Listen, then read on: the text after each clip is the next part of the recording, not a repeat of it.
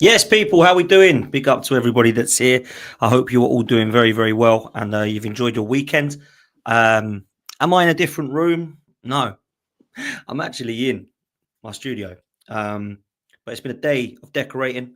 Had the parents round helping. Big up to mum and dad every time helping me today. And I'm just trying to spruce it up a bit. And if I'm honest with you, hopefully it will look a bit brighter. So yeah, you look forward, I'm sure, to seeing what I'm gonna have planned. Nothing extreme. I made out now like it's going to be changing rooms. Trust me, it's not. But I wanted to try and make it a little bit brighter in here. Hopefully, it's going to be a good thing. So that has to be a positive. Big up to everyone that's here. We've got well over 100 of you waiting, which is absolutely mad. So make sure you do me a favor and hit the like and the subscribe button. Make sure that you are going to try and be as proactive as we'd like to see Arsenal. Let me tell you that in this transfer market, in this transfer window, which is what we're going to talk about today. The transfer window is open and we've got to be realistic. We're not going to sign 5 players today. It would be nice to get one over the line. Hopefully we see that in the coming days because we are going to need to do some serious business. We've seen Liverpool act quite proactively. We've seen Manchester United look very, very keenly towards signings. We've seen other clubs at the moment, even Brentford now trying to sign Liverpool's goalkeeper Kelleher. And we're going to see a lot in the coming days. I think this is going to go absolutely mad now for a couple of weeks until we, of course, see the Club World Cup, which is when it will then shut. Then they'll play that tournament and then, of course, it will reopen. And I actually do believe that we need to be really careful now. And we have to be quick. We have to be shrewd. We have to be ruthless. And it's time to act now. It's time for Andrea Berta and Mikel Arteta to actually start to earn their dollar. And as much as people aren't giving any kind of, what's the word? Pressure on Mikel Arteta. I think we need to put pressure on everybody from ownership to board level to club level to manager to anybody that's a part of what needs to happen to move us forwards. I really need to see Arsenal doing some business. And we're going to talk about the rumours today. We're going to talk about incomings. We're going to talk about potential outgoings. We're going to talk about what's been happening elsewhere that could have a little bit of a domino effect or at least look at where we're going to be moving forward. Sometimes you'll see not just the domino effects, but you'll see a player that potentially we're linked with that looks like they're going to move to another club. And that will then give you an kind of understanding or impression of where we're at. So it's going to be really interesting to see what happens now. I think this window is going to go mad. I've said it for a while. I don't just think Arsenal are going to be busy. I think Newcastle are. I think Chelsea are. I think Man United are. And I certainly think Liverpool and City will be as well. And I do believe that we could be going into a season where we see the Premier League at its best. And I don't think that we've seen the Premier League at its best for quite some time. I think next season is going to be very close. I think Liverpool are moving mad at the moment, which makes me believe they're favourites to go back-to-back. But Manchester City will want to say something about that. Newcastle will want to try and charge for a title at some point with the money they've got. Chelsea, with the right components, might want to do the same thing. And certainly Arsenal, finishing second 3 times in a row, will be pissed off and want to win. So for me, it's time to take a look at some of the rumours. Big up to everyone that's in the chat and that's locked in. Make sure you hit the like and the subscribe button, please, people. We've got nearly 400 of you in here already, which is absolutely mad. So make sure you hit the like and subscribe. We're on our way to 50K. We're now well over 42,000 subscribers. That is incredible. So thank you so much for that. I really do mean that. So we're going to take a little bit of a look at some of the stories. We're going to go into some of the news stories. We're going to talk a little bit about where we are at with those news stories. And what your thoughts are, because I've got to be honest, I do believe that there is a kind of question mark over what's happening with Arsenal in the transfer market. And I think people are readying a busy move, a busy window. And I kind of hope and pray that it's going to be. Now, I will say before I start sharing stuff on screen, I don't have any opinion about what is reliable or unreliable as a source. I don't start to believe that this one's better than this one and that this source is better than this one and Ornstein's better than Romano and Sammy Mockbell's not as good as Ornstein and all this crap. I just share information.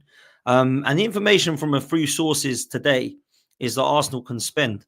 And it does look like Arsenal have got some dollar. Now, this isn't just from Daily AFC. This has come from Kieran Maguire, who a lot of people see as fairly reliable when it comes to football finance. And he has said that as the most profitable club in the Premier League of history, Arsenal can easily spend over 200 million with no PSR concerns this summer. And that's from Kieran Maguire. Now, that doesn't mean that Arsenal will spend that much. That doesn't mean that Arsenal will be in a position to be spending well over 200, 300. I absolutely have no idea where we're at with that. But there will be a lot of pressure now and zero excuses about Arsenal in this transfer market. When news like that comes out, when Mikel Arteta suggests it's a busy summer, when Andrea Berta is appointed, when Josh Kroenke comes out in programs to the fans and says we're ready to invest, that to me suggests everything towards a big summer. That's what I want to be seeing. So, look, at the moment, the window's just opened. I appreciate we're a bit frustrated in fact that we want this player now. It has to be Gyokeres. It has to be Zubimendi. It has to be Rodrygo. It has to be Eze. I'm no different. I'm the one who's pulling them narratives because for me, it has to be the best right now. I don't want to be waiting in 5 years' time. I want it to be right now. Okay? So for me, I wanted to do this transfer show just to have a chat with you guys and get an understanding in the chat from where you're at too. So, it'll just be me tonight. There won't be a panel or anyone. No one's coming on. It's just me tonight chatting with you guys for a good sort of 45 minutes or so. So that'll be that. The panel shows will come back next week, people. So I'll get the guys on the roundabout show and the unfiltered show and all that. So we'll do that. I wanted to do a Sunday night with you guys, just going through transfers. So that's the first bit of news, which to be fair, I think is fairly exciting. And that's a weird term to use when it comes to the Cronkies, right? That is a really strange word to use when it comes to the Cronkies. But be excited. Dan Potts says be excited. That's what I will say. Now, I wanted to talk about some of the stuff that's been happening in relation to players that are here already. Because I think what's important is that we talk about some of the players that have their contracts up, some of the players we want to be keeping. I look at the Martinellis, the Parteys, the Sakas, the Gabriel Salibas. Looks like Gabriel's signing. Really happy about that.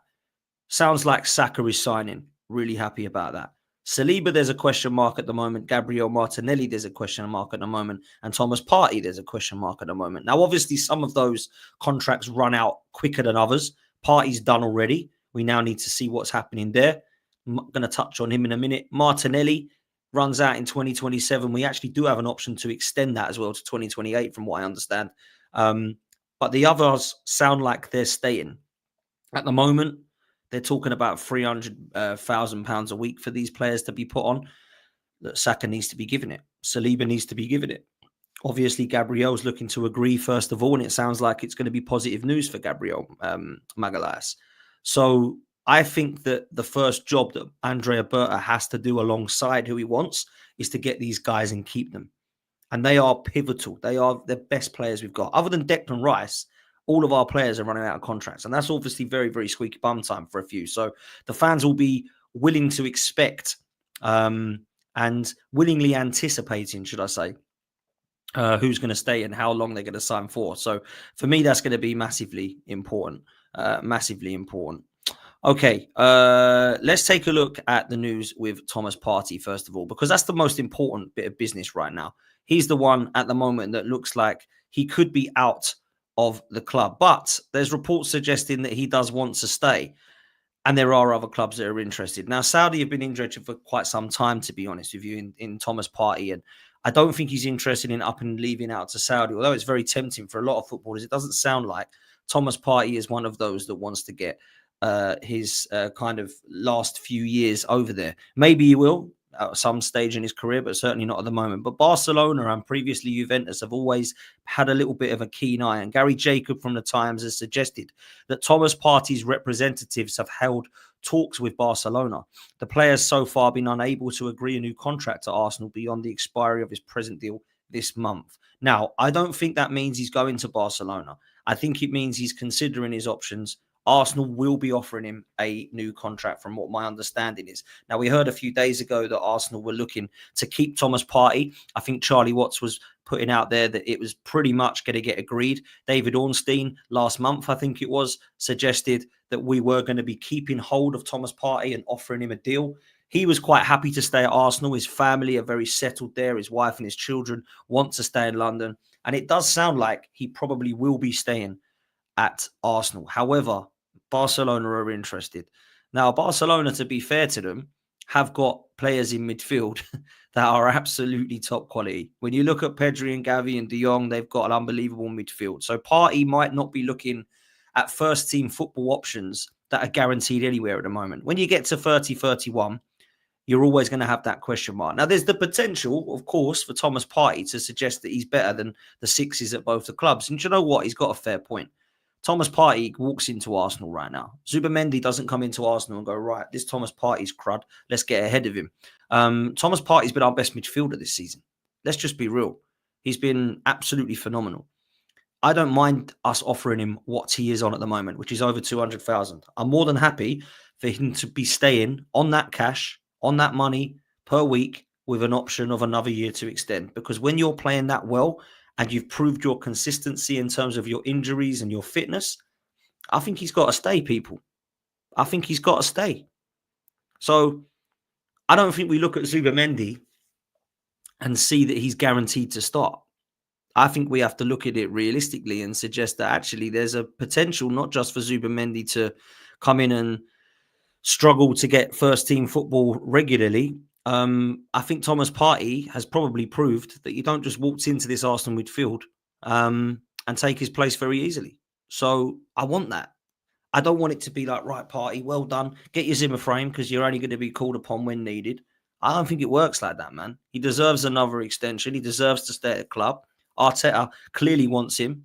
And it sounds like Thomas Partey wants to stay. So for me, I'd like to see it. I'd like to see it happen. I think it will. And if I'm honest, I think Thomas Partey is a good squad player, even if he doesn't play every single game. And I think what we need to do is actually rotate better. We definitely have to rotate better. Arsenal haven't rotated well enough in the last 3 years. Arteta hasn't trusted the squad enough to do that. Arteta hasn't believed that the players have been good enough to do that. And I don't think that it's just Thomas Partey because he's actually been one of the players that's been injured. But if you look at the players that have played the most games, they've all been down with injuries. And it's no coincidence that the back end of last season, me and James were sat at AFTV and somebody had put in a super chat saying, how durable are Ben White? How durable is Havertz? How durable is Gabriel? How durable is Saka? How durable is Declan Rice? How durable is Saliba? All 6 of them have been injured this season. So now I'm saying to everybody in the chat, we need a squad. There's no point playing with 19. It's got to be a squad of 25 now that we're in all 4 competitions. We want to win them. So for me, that's why I want Thomas Partey to stay. I think he should stay. I think he's good enough still.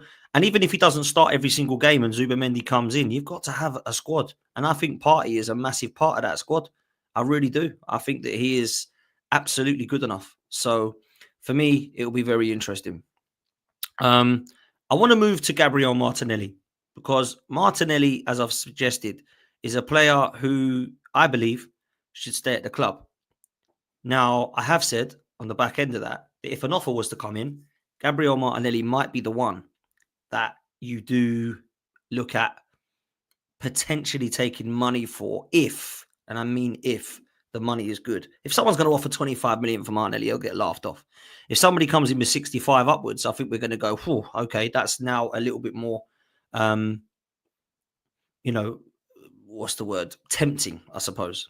And Barcelona are lining up a shock move for Arsenal's Gabriel Martinelli, according to reports. Now, it's not the only report. There is not just Gabriel Martinelli that they're looking at. There was reports last season of Nico Williams. They've obviously got Rafinha and Yamal, but that is literally the only players I think that they've got. They've got Ferran Torres, who can play out wide there as well, but really and truly, they need to look at another winger. Nico Williams was one that they're looking at. This season, it seems, their 3 names are Leroy Sané, Marcus Rashford, and Gabriel Martinelli. They're also looking at Liverpool's Luis Diaz.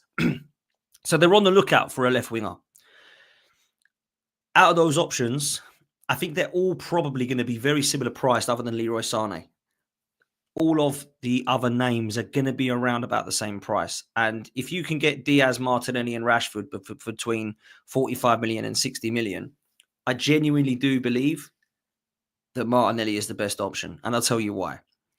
Although Diaz has performed better than him in the last couple, and although Rashford on his day can be brilliant, I think Martinelli in that league, playing under Hansi Flick for Barcelona, would absolutely kill it. And I think at the age of 23, 24, he's gone nowhere near what I expected him to be. And I truly do put that down to the manager. Now, it's not because I hate on Arteta and you just want him out. I genuinely do think our style of play in the last 2 seasons has not been very complimentary towards Gabriel Martinelli. And funnily enough, when it was complimentary towards Gabriel Martinelli, he scored 15 goals.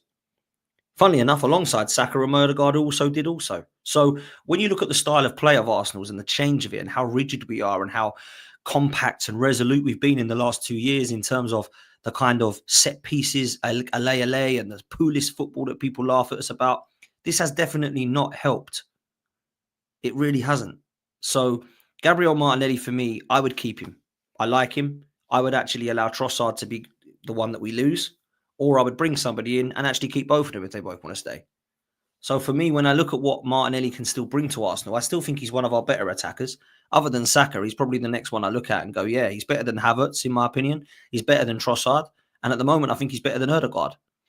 So when I look at Gabby Martinelli, he's not the one that I want to sell. But I've got to be honest with you. If there was a money offer that came in, yeah, I've got to be real. Like, he might be the one that we sacrifice. He might be the casualty. Whether you believe he should be the casualty or not is a different story. But for me, I would like to see a little bit more development from him. I'd like to see him running without his head down, because Gabriel Martinelli runs with his head down still, and he's been doing that since the age of 17. He was a raw talent when he came on the scene at 17. Emery was playing him through the middle. He got 10 goals in his first full season, and then he had a bit of an injury. And I think a lot of people were frustrated, including myself, when Arteta wasn't playing him. Smith Rowe was actually getting in ahead of him.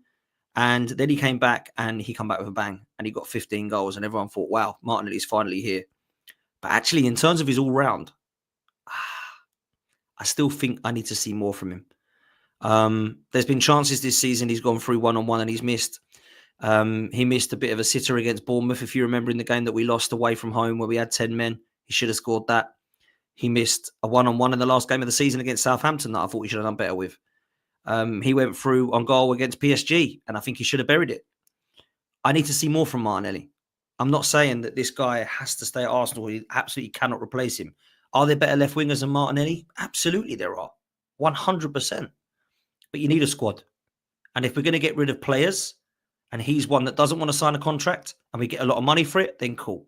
But if he's happy here, and you know what, we want him as the kind of backup, I'm more than happy with him as a squad player, because I really love Martinelli. I've got a lot of time for him. So that's where I'm at with that. So yeah, let us know in the chat. Who would you get rid of? Would it be Trossard or would it be Martinelli? Just let me know. Just put Martinelli or Trossard. Who would you get rid of? Because I think it's potential to be one of them, people. Jesus isn't going anywhere because he's stuck with his injury. Havertz is definitely staying. I knew my mum would put Havertz. Trossard from Ryan. We've got Martinelli. We've got Trossard. We've got both. Both. Fair enough. I'd been both, Dan. Gabriel Jesus, Trossard. Get rid of Martinelli. Martinelli, it's time to go. Martinelli off the bench with that pace against tired legs. I actually appreciate that, Tony. I really do. Sell Martinelli. Neither. Yeah, Pete says keep both. To be fair, I actually would. If somebody said to me, nobody wants Trossard or Martinelli, but we are going to get a left winger, cool. I'm happy with that. I'm more than happy with that. It doesn't bother me that, it's not like one of these has got to go, otherwise we're not getting a left winger. I don't think that's the case. It sounds like we're offering Trossard a new deal, and there's no rumours at the moment that Martinelli's being sold. In fact, they're looking at potentially keeping him as well on a new contract. So it might be that we get a left winger on top of that. Trossard and Martinelli can be quite versatile across the front three. So yeah, it's all about having that attack and that quality in attack. And I think Mikel Arteta has made that quite clear that we definitely did not have that quality in attack. So watch this space here.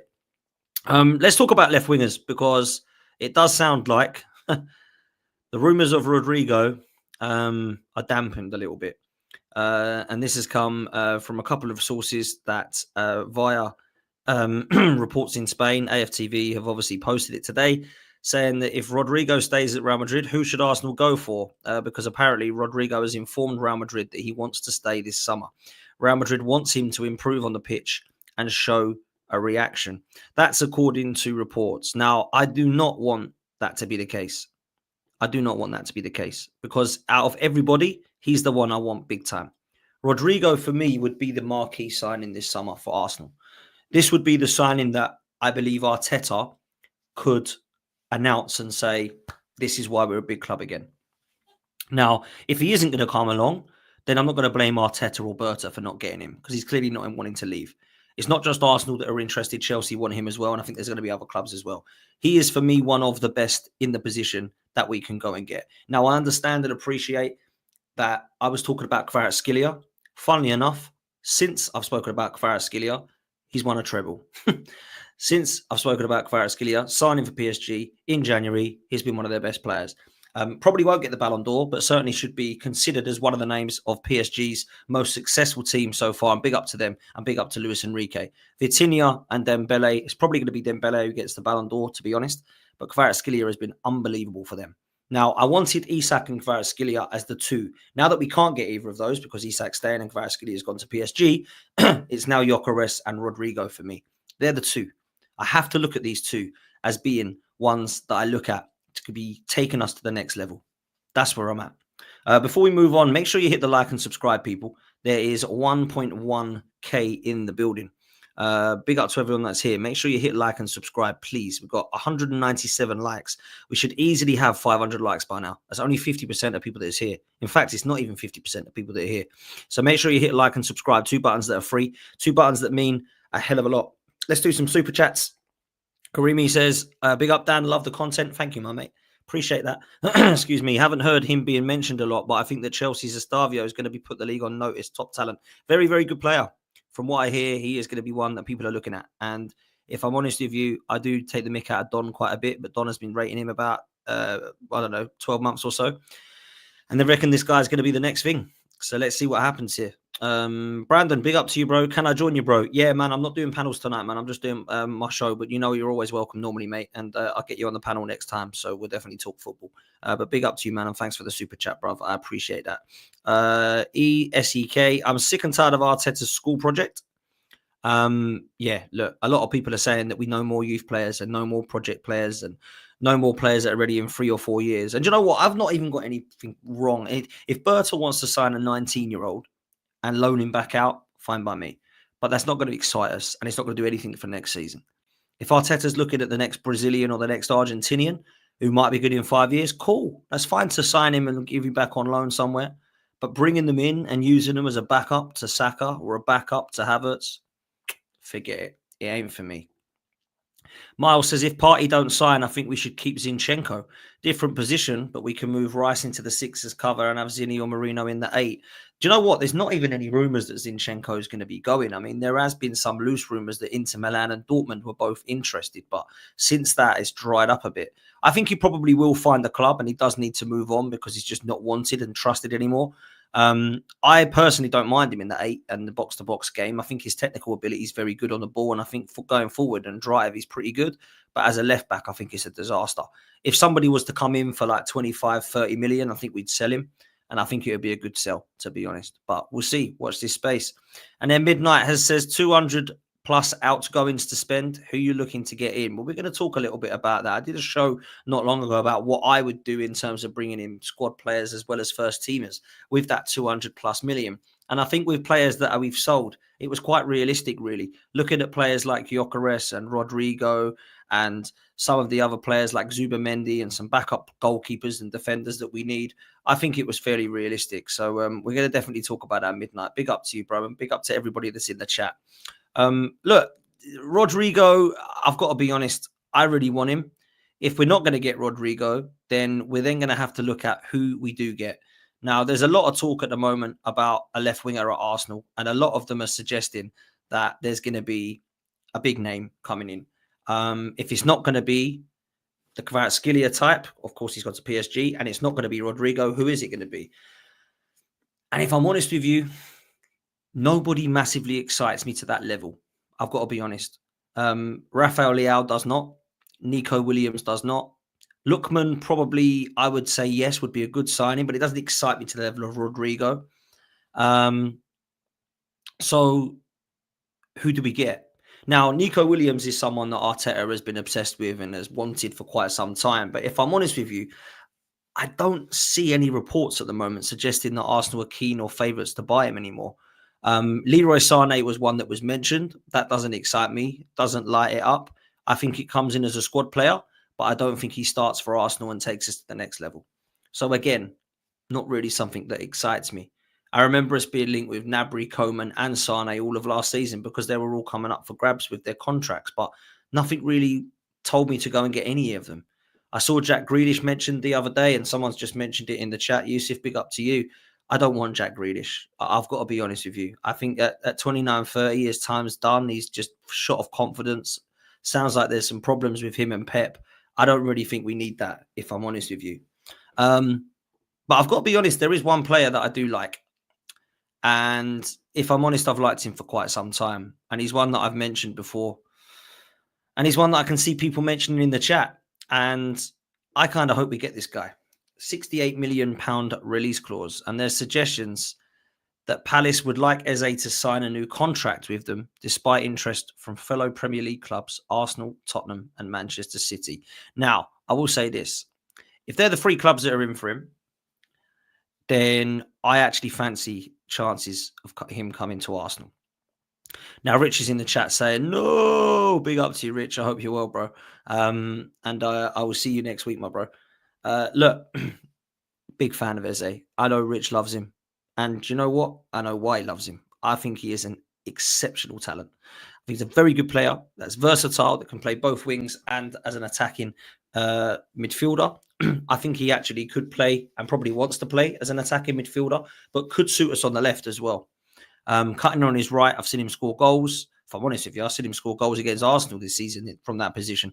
I've seen him score goals from all sorts of positions. He's a phenomenal footballer and one that I have a lot of time for. And at 26, 27, he's actually ready now. He's at his prime. He's at his best. I think we need to swoop in. And Alex Baena is one that I do like. He's younger from Villarreal, but he's a player that I think can play in both positions as a left winger and an attacking midfielder. I'm a big, big fan of him.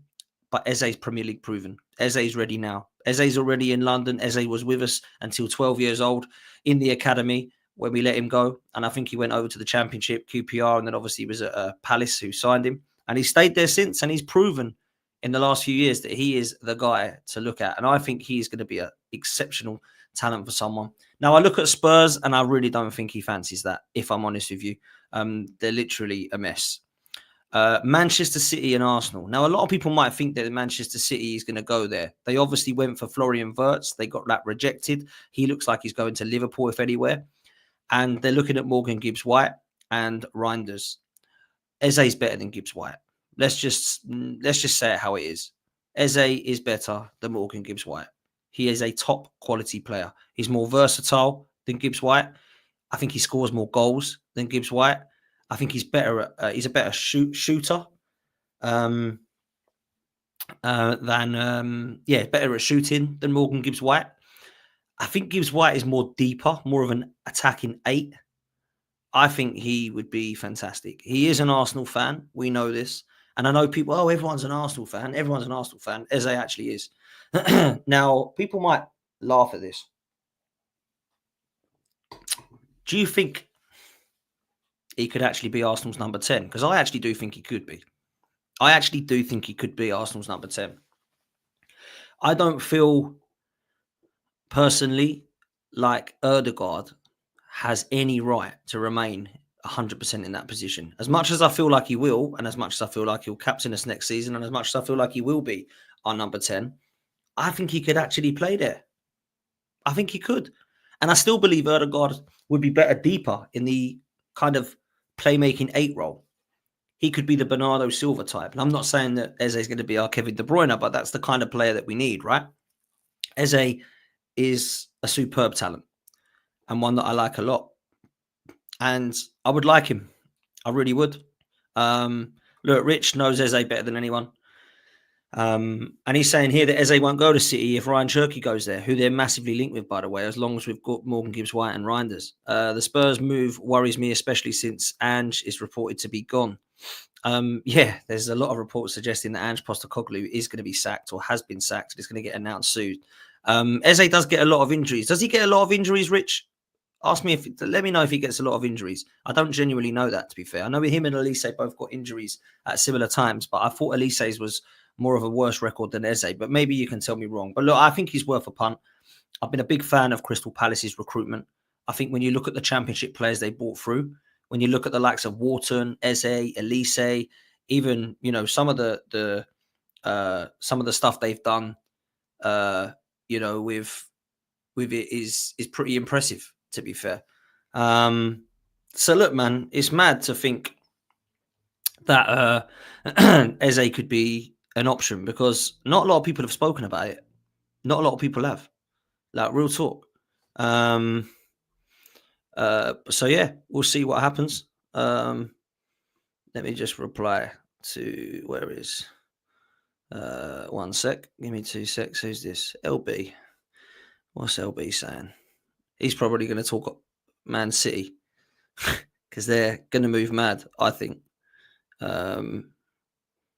Where are we? JX. Bear with me, people. Let me just have a chat with. What's LB wanting? There we go. So look, I think Eze would be one that would excite a lot of fans. I'm not saying that he'd be the guy that then we don't worry about Rodrygo because Rodrygo's not needed now because we've got Eze. I actually want both, if I'm honest with you. And this is why I was mentioning the fact that actually he could be an option for the 10. That's what I will say. Rich says Eze's work rate has massively improved under Glasner. To be fair, I always thought he was quite a hard worker, to be fair. Not a lot of injuries. Had a really bad Achilles injury, though. Yeah, I thought he had Achilles injury. That's what I thought it was, Rich. And I'll big up to you, man. Listen, 1.4K almost in here, people. Make sure you hit the like and subscribe. Javi Simmons being mentioned in the chat. Yeah, I'm a fan, but do you know what? I go with Eze just because I feel like he's Premier League proven. I don't think 68 million is a massive risk either. I really don't. I don't think it is. And yeah, Morgan Rogers being spoken about. That's going to be a lot of money. A lot of money. Like, it really is. So, it's one of those. But look, I'm a big fan of Morgan Rogers. I just think it's going to be too much money. And I do think he's a proper good attacking midfielder. Would I prefer Eze or Rogers? I think Rogers is probably the one, but Eze at the moment is the one who's doing it, right? So I look at it, I think, let's pray that that's where we're at. That's where we're at. There was, of course, Twitter blowing up today about Eze, not the link, but the fact that he was seen at the Spanish Grand Prix today, of course, with Bukayo Saka. Now, everyone now believes this is a done deal and he's coming to Arsenal because he's been with Bukayo Saka. Let's just calm down. Yeah, he's probably just friends with him. They're definitely close from the England camp. It doesn't mean that they're going to now be playing for Arsenal. I mean, it might be, hopefully. Yeah, we pray and we hope. But let's just be realistic. Like, people do actually socialize outside of football. And they do socialize with people that don't play for their clubs. So, yeah, we've seen it before. We will probably see it again. All I will say is Jude Bellingham was very, very close with Kylian Mbappe. And Kylian Mbappe and Jude Bellingham were very close with Trent. And Declan Rice was seen with Saka. So maybe, just maybe, he could be having a bit of a chat. Look, I'm a big, big fan of Eze, real talk. I don't know how realistic it is. I don't know if it's something that is going to happen.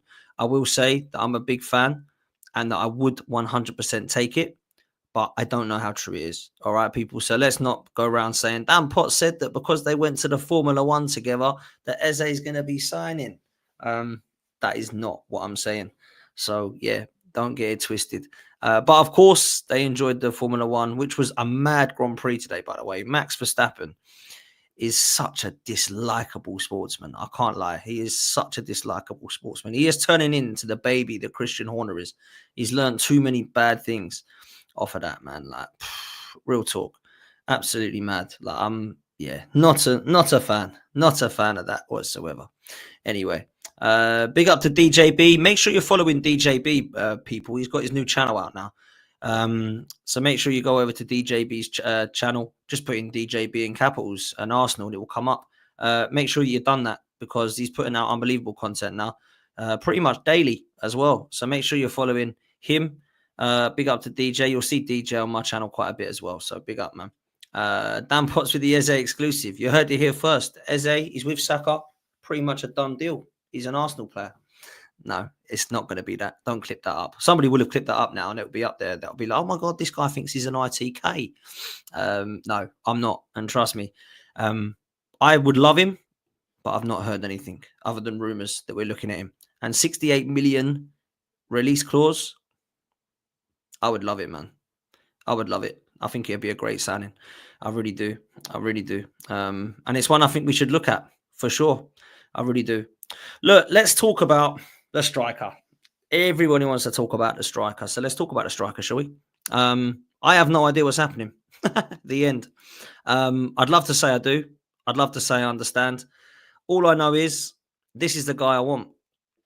And this is the guy that I want badly. And unfortunately, at the moment, it looks like it's going to be Sesko. But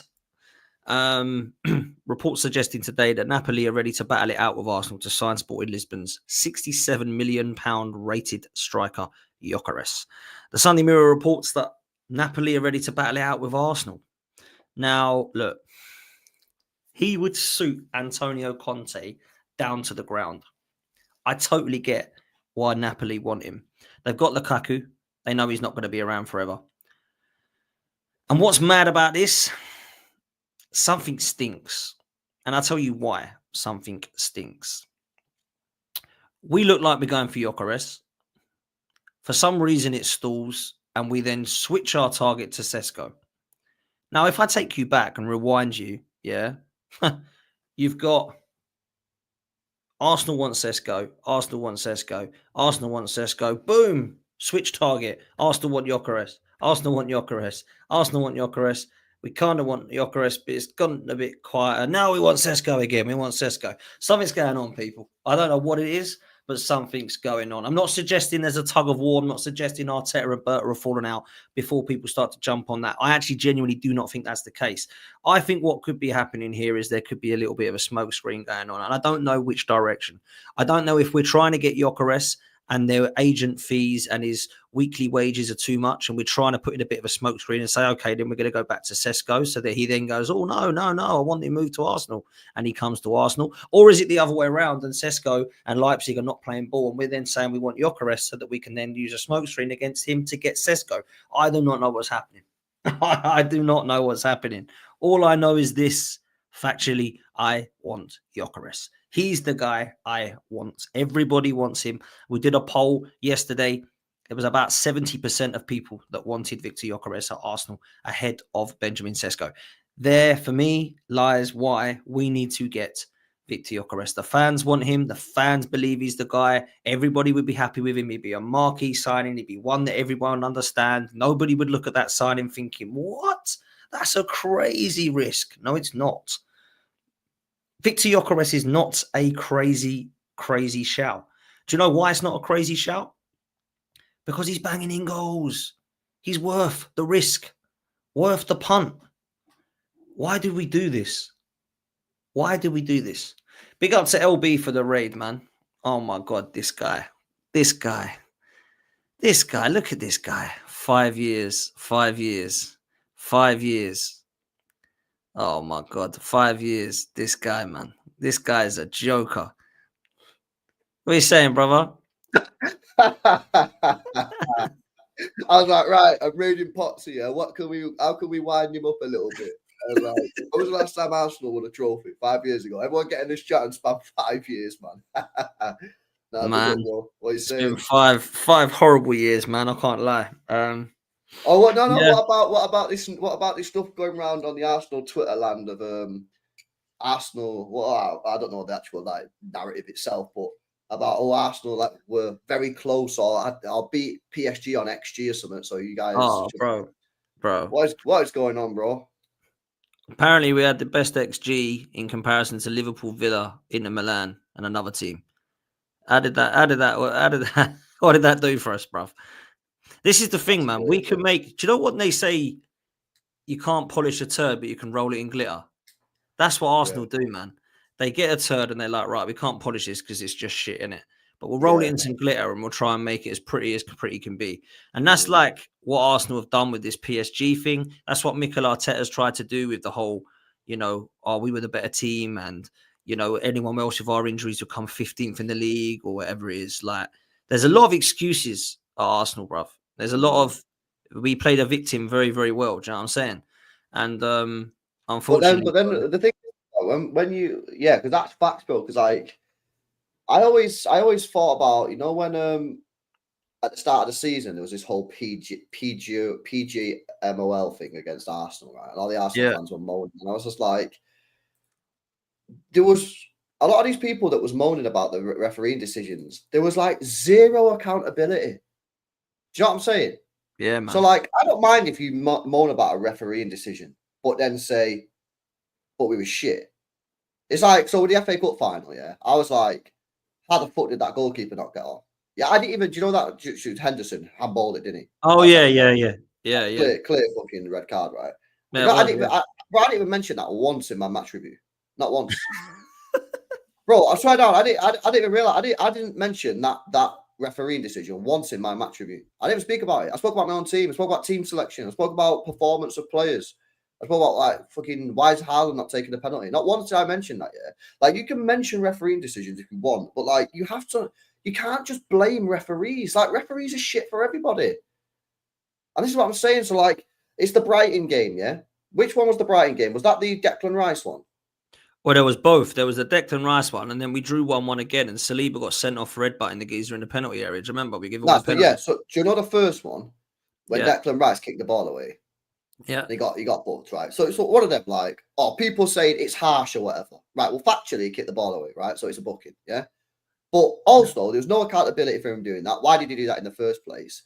But what annoyed me about that game, is all them Arsenal fans who make excuses in that game, not one of them spoke about the fact that Kai Havertz went through on goal in that game against Brighton 5 minutes towards the end of the game and put the ball wide. Not one of these Arsenal fans mentioned that. So they'll sit there and they'll go, referee. You'll go, right, but he did kick the ball away, didn't he? Well, it's never happened, but he did kick the ball away. No. Like, yeah, he did. So you minimize that decision, even though it factually kicked the ball away, right? And then you don't speak about the fact that Kai Havertz went through on goal with 5 minutes to go and put the ball wide. Why? Because it's excuses, bro. It's excuses. And it's like, bro, there's so many games where that happens. It's like excuses. Like you're not gonna win this league. Yeah, you're not gonna win this league. If every time you don't win, you look for excuses, blame referees, blame injuries, blame this, blame that. Winning the league is hard. It's fucking hard and it's long. It's mad long. 38 games, and you're probably gonna go to match day 38. Most times. You need to be coming out of games and going, why the fuck didn't we win? Why didn't we win? What went wrong? Yeah. If you're coming out of games going, oh, well, we were absolutely fine in that game. The only reason we didn't win is because of the referee. I'm sorry. You don't have the mentality for it, man. Do you know what I mean? And that's what you got to do. Like, it's just the facts. Look, James has come back at you and said, LB, shut up. Sobo's like, kick the ball away after. No excuses, bro. Says it's excuses. And what? James? What are you going to do? You're going to go outside the PGML offices and start fucking protesting? No, you're not. So get on with it. Yeah. Say, all right, maybe a little bit unlucky. Yeah. And this as well. Yeah. If your manager would have bollocked Rice after that game and said, what the fuck are you doing? Why the fuck did you do that? Maybe Trossard wouldn't have got sent off against City. Maybe you win that game. You get an extra 2 points there. You know to be fair, we were on top of you, man. We were 11v11. Arsenal were quality. Then we went down to 10, and then we had to bloody put everyone behind the ball and end up drawing 2-2. Mate, I can't believe people are using the referees as an excuse, man. Like, when you have to use a referee as an excuse, you ain't played well enough. Do you know what I'm saying? Because I use this all the time, The first game of the season, Havertz got throwed, right, by the Wolves lad. Because we won 2-0, no one cared, mate. Literally zero complaints. Right. And then when we get 4 or 5 potential kind of decisions that go against us, all of a sudden those ones are brought up. So if, let's just say, that Wolves result, first game of the season, bruv, yeah, we draw 1-1 LB and Havertz gets throttled, Arsenal fans will bring it up. Because we won 2-0, no one mentions it. But they're happy to bring up Declan Rice when it's 1-1. If Havertz puts that ball in the back of the net, people might look at it and go, that Declan Rice thing was a bit odd, wasn't it? But we played well. We won the game 2-1. We moved. But because Havertz has missed and it's not 2-1, the referee's an idiot. Well, the referee might have been an idiot anyway, but that's not the reason that we did not win the game. Because if Havertz actually does his job and puts the ball in the back of the net, we win 2-1. So, look, I understand there's a lack of consistency. I'm not saying that's not true. And I understand that the referees are incompetent at times. I'm not saying that's not true. The officials are shocking. That ain't the reason Arsenal have lost the league, mate. Yeah? Facts. That's just the way I see it, bro. Arsenal didn't win the league, because the transfer window was shit, just like City's. Yeah. And I do think that you guys have got a mentality problem. / I don't know if that manager is good enough. I still don't know whether that manager is the one for you. Yeah, but like that's the truth, man. Like, I'm not saying don't moan about referees. What moan about referee, do it, bro. But at the end of the day, the referees are shit. They're shit for everyone. Get on with it. You know what I'm saying? Yeah, man. But what are you doing with these transfers, bro? What's happening? Who are you signing and that? Oh, just going through it, man. Gyokeres or Sesko? Who do you think we should sign?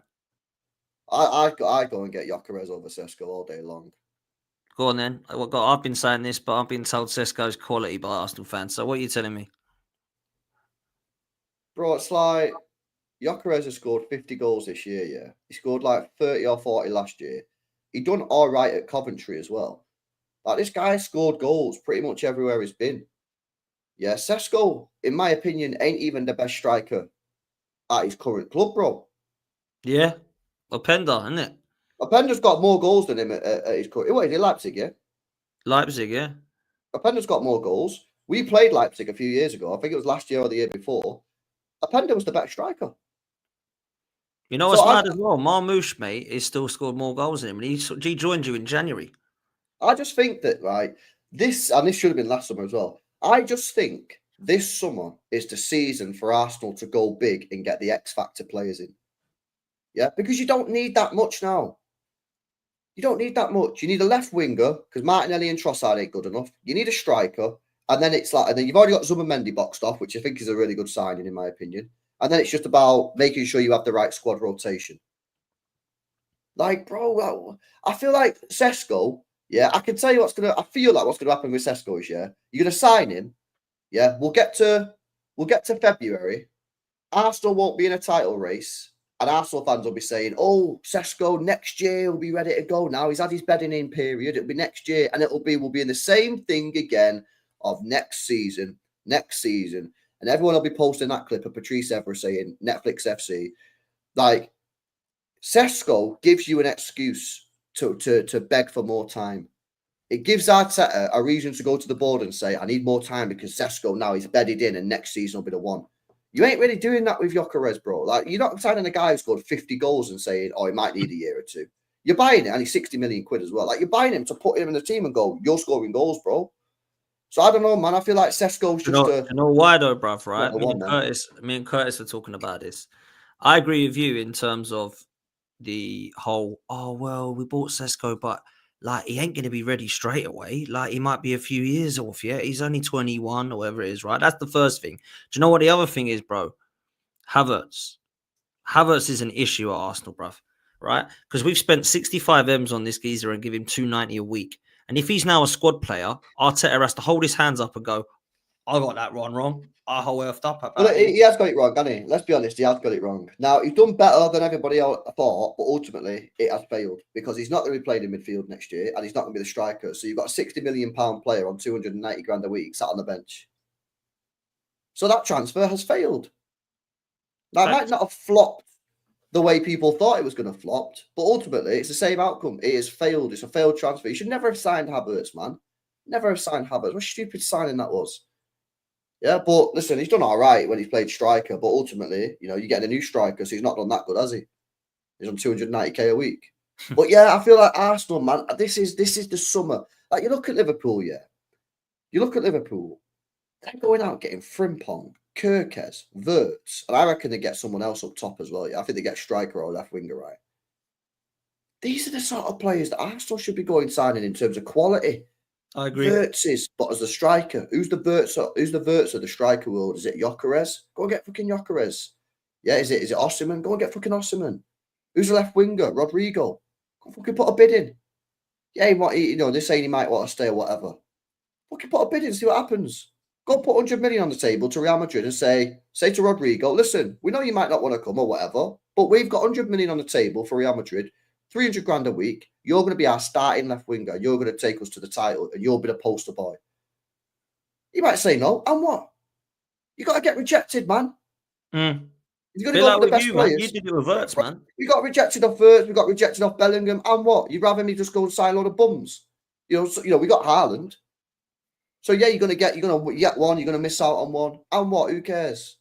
Oh, I don't want to be mocked online on Twitter. Who gives a shit? Who gives a shit? We could have lost out on Haaland.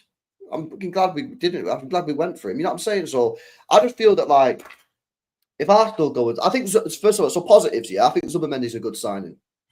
Yeah, I think it's a good signing. Now, if he's replacing Partey, ironically, you could say he's actually a downgrade, right? But he's a good signing. He's a good player. Yeah. And then, go and get a top-class left winger. What left winger are you being linked with? Rodrygo and Nico Williams. See, I'm not a massive fan of Nico Williams, right? But no, me neither. We'll see, innit? Maybe. Actually, I've just been talking about it. Actually, it isn't Nico. It has been Nico Williams, but Eze today from Palace. See, Eze's an interesting one, innit? Because I like Eze's a good player, right? But I'm like, has he got that jump to go to a Champions League level club, do you think? Some of these players like the Madisons and that. Yeah. Like, they're good players, innit? Yeah. Like, Jared Bowen is a good player, right? You agree?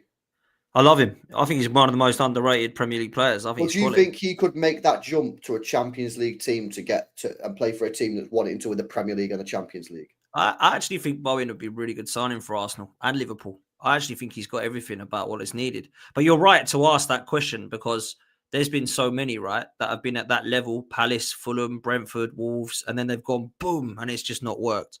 You could say that, to be honest. Manchester City have done that with a few. Do you remember Jack Rodwell, Calvin Phillips? They were like quality. Everyone's like, we all want these. They came into City. They just went, I never wanted these players. Never wanted. No, but they were good players, right? They weren't like bums. Do you know what I mean? Like Calvin Phillips. No, but Calvin Phillips was called up for England, played really well alongside Rice. And I hear what you're saying, but I never rated him. I rate Eze a lot higher than Calvin Phillips, and I never. I do as well, and they're both different players. But I'm trying to think of other. Chelsea have done it with others as well, where it's like, why did they go there and ruin their career? So we've had that as well. But I don't know, man. Something about Eze I like. I think he could be, and I'm not saying Eze starts every game, by the way. Eze for me would be a squad rotator with Ødegaard, or maybe even play if Ødegaard carries on playing like this. Could he play off the left?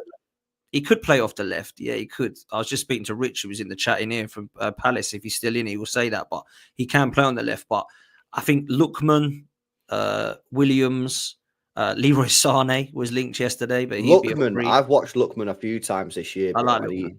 He has been on smoke this year, and he's available. Yeah, I like Lookman. He's been. I watched him a few times. I watched that because I was doing Edison watch-alongs. The Edison. Oh yeah, Atlanta. yeah. I was watching Edit because we were linked to him in January, so I was like, right, let me watch some of these Atlanta games. And fucking hell, mate, that Lookman is a top player, And I watched him against Real Madrid, and he cooked Real Madrid. He was absolutely phenomenal. He's a good player, man. You could get him and Eze. So I said this. I said, look, I want Rodrygo. I wanted Kvaratskhelia in January. Funny that. Wow. That was an absolute L from everyone, by the way. Yeah, it was. And then, obviously, when he went, I was like, massive L. But now I want Rodrygo, because Rodrygo was like, talk about Real Madrid leaving. But I said, out of everybody else, they're all a lower bracket. And I think Lookman is the one that I would take. Ahead of Rafael Leao, ahead of Nico Williams, ahead of these guys. Yeah. So Lookman for me would be a great shout. I don't know, man. Like, they're right. Do you know what I mean about this position? There ain't that many out there. You don't look at but if you went and got Lookman and Eze, you've got two players that can play on the left.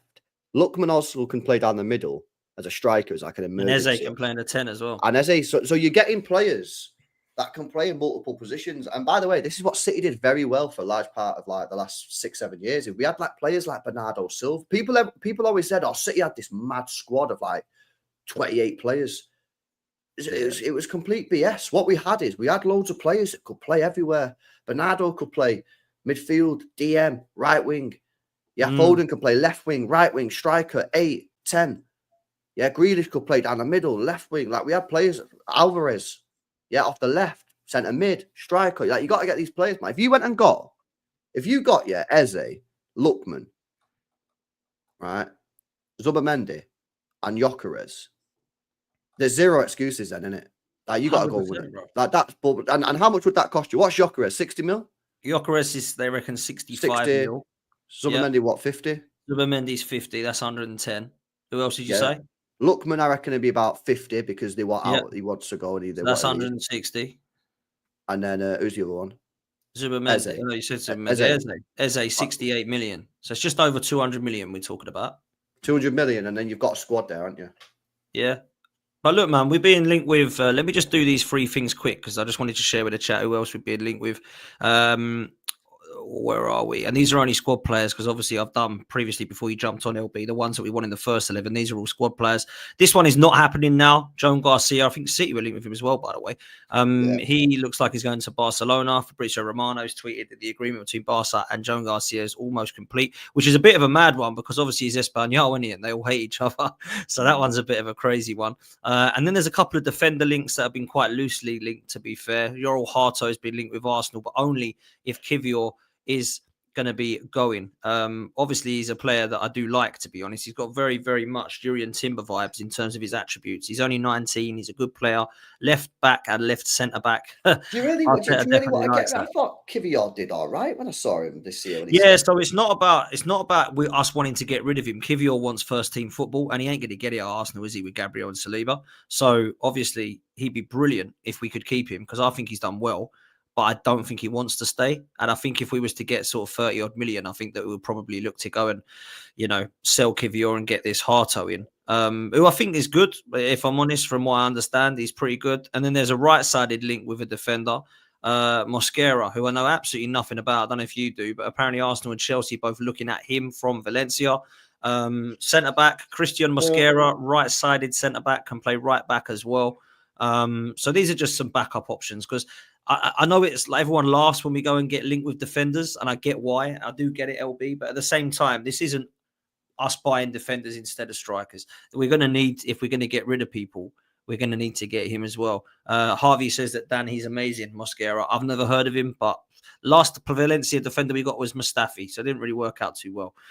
So that's what I will say. But you know what as well, right? I always say this, yeah. I always think it's a lot harder to buy squad rotation players than it is starters. Facts. Because when you're buying starters, right, it's not hard, is it? Yeah, look at the names that we just talked about. You watch striker, you're looking at Gyokeres, you're looking at Osimhen, you're looking at Sesko, you're looking at the best strikers in the world on the market. Left winger, who do you want? First name that came out of Potts' mouth was Rodrygo. Fucking hell, that's not difficult. Yeah, when you're buying a squad rotation player, much more difficult because these players are not going to play every week. And some players, when they don't play every week, they're shit. So, for example, Sergio Aguero, he got a fair few injuries, right? When he come back from an injury, like he needed 3-4 games before he was firing again. And then bang, he was at the races. Some players can be benched for 4 games, come in and be fine. Some players can't handle that. That was one of the reasons Phillips finished at City, because he was on the bench 4 or 5 games. He was like, right, there you go, get a game. And he was miles off it. He needed minutes, but he wasn't going to get the minutes. So you need a player that is happy to sit on the bench, right? But then 3 weeks later, play in a must-win game, because Arsenal try to win the titles, every game's a must-win, and cook, yeah? They need to be good enough to play in a game like that, but also not be good enough where they're going to be moaning at Arteta week in, week out for not playing. Very tricky. Very, very tricky. And this is why... the backup goalkeeper, innit? Backup goalkeeper is so hard. Yeah, exactly, man. Facts. Because, we got it on Ortega. We got Ortega from Bielefeld in Germany on a free transfer. He's come in, done brilliant. Then he wants to leave because he wants to play first-team football. So it's difficult. And so this is why, if I was Arsenal, this sounds mad. I'd be begging Kivior not to leave. And that sounds crazy, but I would, because he's a solid player to step in, give you a 90 minutes, right, you're benched again next week. Now, if you don't want to do that, whatever, but maybe you give him a bit more money and say, come on, man, give a bit more money. Yeah, an extra 20 grand a week. Yeah, maybe a match bonus when you do play, we'll give you, whatever. But, these players, man, like I think these squad rotation players are so important. Yeah. So important, man. No, they are, bro. They are. Look, Kivior, well, Arsenal don't want Kivior to go. Arteta, I believe, doesn't want him to go because he was his signing. But Kivior, Italian clubs are interested. And if he can be given first team football, I think he could go. Depends what the money is as well. We bought him for about 20 million about 2 years ago, was it? And we'll see what happens with that one. Let's do some of these super chats. And then I want to get a couple of questions from City from you before we come to a close. Conrad says it's not the time for foolish stats. Do better, LB. What foolish stats was that then? Do you remember? Do you know what he's talking about there? I ain't got a clue what he's talking about. What stats? I don't know what stats. I don't know what stats he's talking about. I don't even know if I give stats ever. I think wasn't it to do with the referees? I think I don't know. I don't know. Actually, was it? I don't know what that was. No, I don't know. Don't know what you're talking about there, Conrad. But cheers to the super chat, bro. Miles says, I remember my old football coach telling us, don't leave it in the hands of the refs. Absolutely, make sure we do our job. Safe to say, he weren't on 15 million a year. I love that. Big up, Miles. Regular says Semenyo, 11 goals, 5 assists in the Prem. What do you make of him, LB? Do you think that'd be a good signing for Arsenal, Semenyo? I think that's a bit like Eze. You're not sure. Is he the midfielder? Yeah, the midfielder plays for left Bournemouth. winger, Is he? like left winger, yeah, for Bournemouth. He play off the left, does he? Yeah, I think he's all right, but again, for me, not as a starter. He's a rotation player. Yeah, but again, Arsenal need to focus on X Factor, best players in the world. No, I don't think Semenyo is guaranteed to score more goals than Martinelli or Trossard at Arsenal. So is Semenyo going to take you to a Premier League title? And that's why I don't believe that. No, but is Eberechi Eze going to do that? Yeah, maybe. Yeah, is Rodrygo going to do that? Yeah, maybe. And people can do this thing where they go, oh, you're just being entitled. No. You need the best players to win the fucking league. It's not rocket science, mate. Why did City win a 4P? Why? Because we had fucking Haaland up front. We had Mahrez. We had De Bruyne prime. Yeah, we had Foden playing mega. We had Rodri Ballon d'Or winner. We had Josko Gvardiol, 80 million pound centre back. People can dress it up as much as they want and talk about coaching or whatever. You buy the best players, you win. Why did Real Madrid do a 3P Champions League? Anyone want to guess? Because they had fucking Bale, Ronaldo, and Benzema playing in the same team with Di Maria and all these dons. Yeah, it's not because they had a great dressing room and the coach was amazing and they did all this shit. It's because they had the fucking best players, man. Buy the best players, win. You buy players like Marino, Sterling on loan, and Calafiori. Guess what? You ain't going to win the Prem. City did it, by the way. You buy Savinho and a 34-year-old Gundogan. Guess what? Not winning the Premier League. You didn't win it. Mate, it's facts, bro. And, Mr. 142 is saying it's facts. Let me chuck 3 names at you, man, that used to play for City, or kind of one still does. Leroy Sané, Jack Grealish, and Julian Alvarez have been loosely linked with Arsenal. Any of those 3 you think, yes, Arsenal, go and get them? Alvarez, 100 million %. Yeah. Alvarez is fucking elite. Yeah, elite player. Elite baller. Yeah. Runs for days. Yeah, he's like a Jesus on steroids. Yeah, wow. Can do the pressing, but he actually can finish unlike Jesus. He don't get injured. He don't get injured, yeah. And if you remember, when you signed Jesus, I told Arsenal fans he's a better winger than he is a striker. Yeah, you did. Alvarez is a baller, yeah. So he's a good player, man. Sané, I feel like Sané is very Sterling-esque. I think he's better than Sterling, but I feel like he's had his best days. Yeah. Yeah, I think that ACL damaged him a lot. He did his ACL at City before he left to Bayern Munich. I think that was a big blow. You go on the Twitter accounts of the Bayern Munich fans. They weren't particularly asked about whether he left or not this summer. Yeah, they were like, if he goes, not asked. Like, I think he's a good signing, but again, I don't think that's too much of a risk. You're asking he gets back to the levels, and that's what you're asking Sterling to do.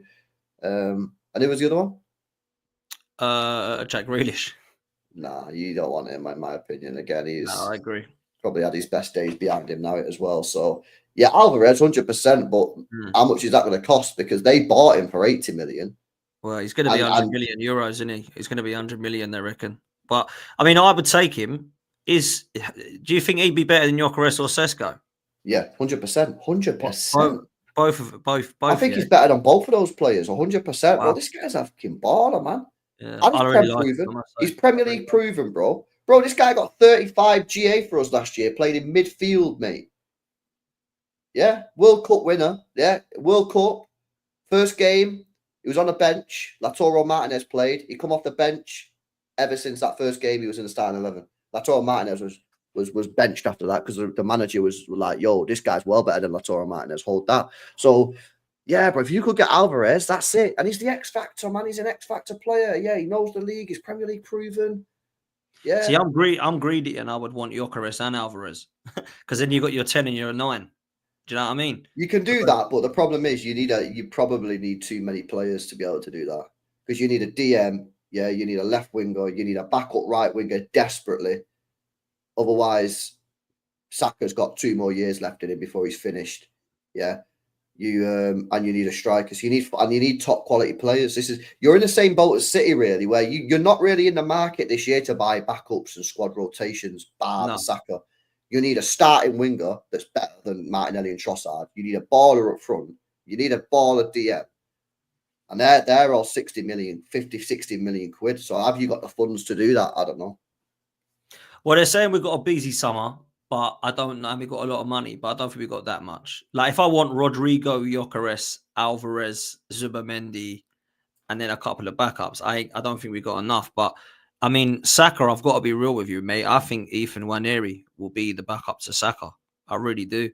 I love him. I think he's brilliant. I think he's going to be unbelievable.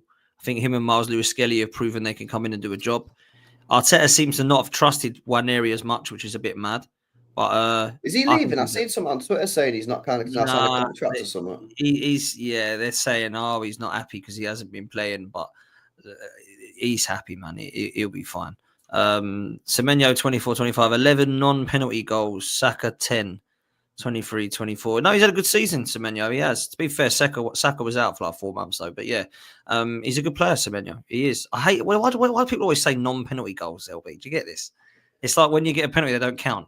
No, yeah, I get why they're saying it, but at the same time, it's just like you have got to score them though, right? Like it's not like, oh yeah, he scored the goal. Hey, oh, you didn't go through though, mate. Why? Because you scored a penalty. Don't count. Yeah, it does. We're still through. We still won the game. Like, it's very bizarre. But anyway, look, a couple of questions before we close for you, mate. Man City, man. I've said right at the front of this start of this show that I think it's going to be a mad window, and I think your club are involved in that mad window, bro. Links with quite a few players, to be honest with you. What am I doing it for? You tell me. Who you link with? What do you think is going to happen? So I think Turkey's done 35 million quid. That's a bargain, which is a bargain price in my opinion. Top player. So yeah, I think that's a great signing. Add goals, add assists to our game, and at 35 million quid, like, you're just stupid not to do it, isn't it? Really, if it fails, it fails. 35 million, it's like, you know. Tijani Reinders, Serie A midfielder of the year, top player. Done a few scout alongs on him now. Like the look of him. I don't think he's going to come in and be like, set the world alight and like do loads of shit, but I think he's going to come in and steady that midfield for us, because our midfield with Kovacic, Gundogan and Bernardo's been really bad. So I think he's just going to come in and he's just going to add a level of quality to our midfield and class. But yeah, he looks like a really good player. The AC Milan fans are protesting. They're saying they don't want him to leave, so they're protesting. They had a flag saying, "Board, keep your hands off Tijani Reinders." Like, they're desperate for him not to leave. So I think them two get done. I reckon them two could get done in like the next 3 days. Then Ait Nouri, I think we might be looking at him. Apparently, we've inquired about him. I like the look of him, and I think because the thing is, right, we need a fullback that can provide us with a genuine attacking threat, and he can definitely do that. So that would be nice.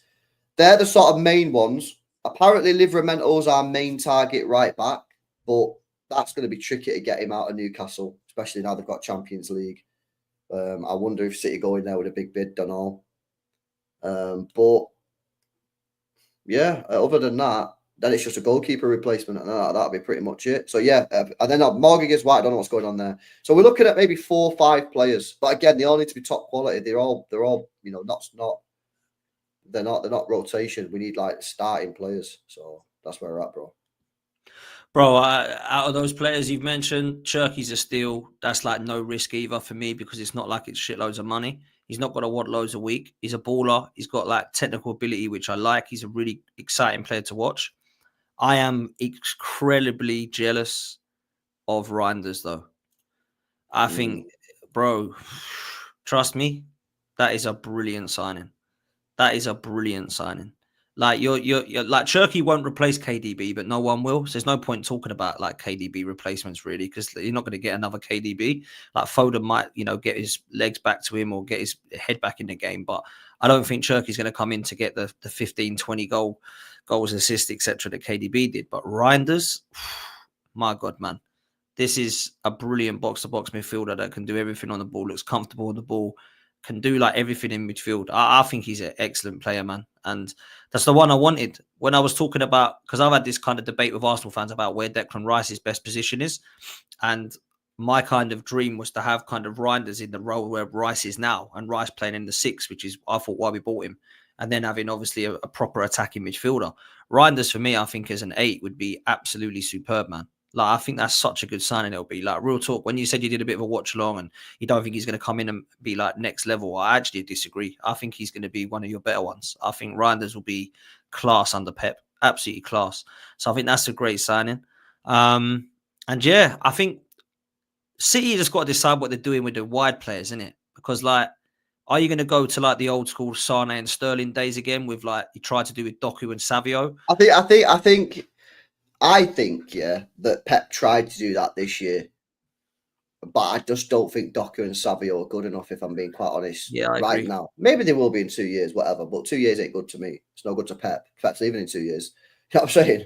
So I think he tried to do that a little bit this year, but they're just not at the level that we need them to be. Because again, we're talking about, like, it sounds really bad, doesn't it? But like, again, you're talking about winning the league and winning the Champions League. You're not looking for good players. You're looking for fucking world-class elite level players.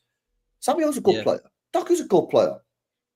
Yeah, but they're not good enough to win you a league right now. They're not elite players, bro. Level, that's what you're looking for, man. You know what I mean? I fucking Mahrez at my football club a couple of years ago. Yeah. Mahrez, one of the best right wingers we've ever seen in this league. Yeah, fucking one of the best touches of a football we've ever seen. Yeah, unbelievable player. Was good for 30 GA every single season. Yeah, unbelievable guy. Yeah. That's what you need. That's what you need. Liverpool are fucking Salah putting out 50 GA a season, mate. Yeah, they got Van Dijk, one of the best centre-backs we've seen in the league. Alisson, best goalkeeper we've seen in the league. Like, this is what we're talking about here. Like, you want to win a league, you need like world-class players. And you're buying Sesko. I just don't know about that one, man. I feel like that is just... I would not like that at all if I was an Arsenal fan. I can't lie. Listen, maybe it'll work. Maybe it'll work. I hope for fucking your sake it does, mate. But I just don't think that's the way. You don't want to know my opinions, bro. I've given enough of them about that. I want Gyokeres, and that's the only one I really want now, to be honest. I don't think the others are. Isak or Gyokeres were my two. When Isak weren't available, I said Gyokeres. And I think Gyokeres is the one, man. Look, Julian Alvarez, if that was realistic, I would say yes, but I don't think there is. I think he's quite happy where he is. I don't see him leaving, to be fair. So I think that's unrealistic as well. But I think Gyokeres is better than Sesko, and they're the two we got. Osimhen doesn't want to come. Obviously, he's going to be too much money or whatever people are saying. I actually think, I've said it on my channel, I actually think Osimhen would be the best striker out of the lot for you. Yeah. Dom was saying this as well because he wants him at Chelsea now. All of a sudden, funnily enough. But yeah, I think he is quality, man. But I feel what he is, bro. He's a box player, and I think when I watch Arsenal games, yeah, you're a bit like City in the sense that like you'll dominate the ball, and a lot of the time you'll be camped on. You're a bit better than us at counter attacking, yeah, but you'll be camped on the edge of the box. You try to find a way through. And when I've watched Osimhen, yeah. Is a very good box player, and I just feel like for you that I think he'd be really good for you. But obviously, it's whether you're going to pay him the money because he wants big cash. But then again, I think he's got 43 GA this year. Yeah. So is he worth it? He's probably worth the money. I mean, you're paying Havertz 290. How many goals did Havertz score this year? He got 9. 9. So you're paying him 290. Well, he got more than that. Sorry, there was 9 in the league, so I think he got like 15 or something again, or 14. So you got 15, and you're paying him 290. Osimhen got 40 plus, and you don't pay him an extra 110. I mean, look, I would, but this is Arsenal, bruv. And you know he won't. It's going to be Gyokeres or Sesko, bro. It ain't going to be Osimhen. It ain't going to be Alvarez. It ain't going to be like Delap or whatever it is he's gone now. Any Chelsea, none of those guys. Ekatike looks like he's probably favourites to go Liverpool, if anywhere, which I actually think is a good signing. So, yeah, man, look. Yeah, for them, not for you. No. I agree. I totally agree. Florian Wirtz. Oh, wow. That would have been a dream. That would. I think it was me and Curtis, or it might have been me and Turkish. We said we wanted this summer to go for Isak, Rodrygo, or Wirtz as kind of a marquee signing. And it don't look like we're going to get any of them. So, yeah, Wirtz looks like he's off. Isak's staying, and Rodrygo probably will end up staying as well. This guy, by the way, Regulus, loves Semenyo. Look at this, man. Rodrigo's progressive carries is only 113, and Semenyo did 140. This guy is a massive fan of Semenyo. You could bring in Rodrygo. Yeah, you could bring in Semenyo, to Arsenal. But I don't think you'd bring him in as a starter. Like, you bring him in as a squad rotator. That's cool. Yeah, I think he's a good player. Yeah, a squad rotator, I think he's fine. But not as a starting. Again, it's about pushing the extra mile. Yeah, I use the F1 analogy, yeah? Well, they got the F1 car, yeah? They've got the F1 car, right? They want to make the car go faster. They have to spend millions and millions and millions and millions of pounds, yeah? And put the car through pure R&D to take 0.0001 second off a lap time. Right? Because they're at a good level and they're pushing to get better and better and better. And that's what Arsenal are doing. Arsenal are a good Formula One car. But you need to push to get around that lap a little bit quicker. Because you ain't quite getting there quicker than the other cars. Bro, throwing 20 quid at it and saying, oh, fucking change the windscreen wiper, bro. That ain't gonna work. Bro, you got to look at everything. You got to look at the carbon fibers, bro, and go, oh, you know what I mean? Could we save a little bit here? Could we save a little bit there? We need to push. I need 100 million. Why? Because this bolt is fucking 1 gram too heavy, and they need to. That's what it's about, man. It's not easy. You got to push, man. I love that analogy because I'm a massive F1 fan, so that makes total sense to me. But yeah, man, look, I just to finish on City quickly, fullbacks. Obviously, Livramento is heavily linked. Kyle Walker's going. You mentioned Nori, who I actually think would be a very good signing, by the way. I don't think Man City have had many great left backs, to be honest. I think you've had some decent ones. Do you know what I mean? I think Diaz and Gvardiol are going to be the partnership, right? Next season. I want to try out Gvardiol and Huzanov and drop Diaz. Wow. Yeah, I don't think Diaz has been good for 2 years. I'll be real. How good was he, though, when he first come, bro? He was unbelievable. He was the best in the world. He was unbelievable. He's up there with Van Dijk, no question of it. But he was.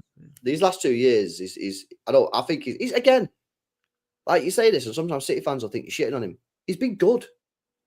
Last 2 years, he's been good. Yeah, if you watched him, you'd be like, he's good.